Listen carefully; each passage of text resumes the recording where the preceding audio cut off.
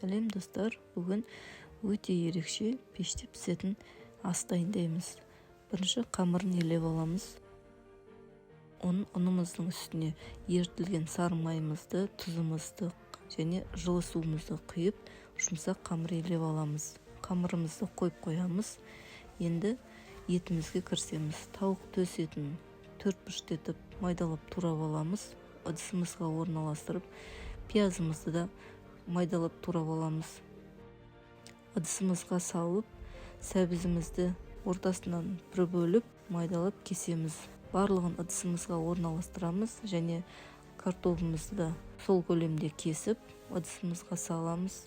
Қызанағымызды да ортасынан 2 бөліп, майдалап кесіп, ыдысымызға орналастырамыз. Үстіне бір сарымсағымызды қосып, татымына қарай тұз, паприка, қара бұрышымызды қосып және зәйтүн майын құйып, барлығын біркелкі масса болғанша араластырып шығамыз. Енді қамырын жаюға кірісеміз. Қамырымызды күлшелеп аламыз. Оқтаудың көмегімен қамырымызды жайып, кесенің ішіне орналастырамыз.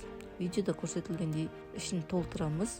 Толған ыдысымыздың қамырын осылай біркелкі етіп жауып аламыз да кеседен босатып аламыз. Пешіміздің ыдысына салып, құмыра секілді форма жасап аламыз.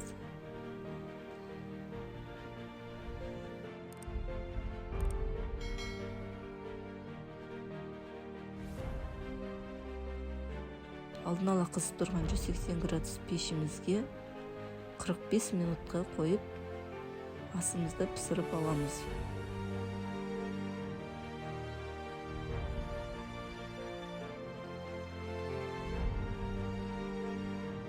Түрі де әдемі, дәмі де өте ерекше ас. Жасап көрулеріңізге кеңес беремін. Ас болсын.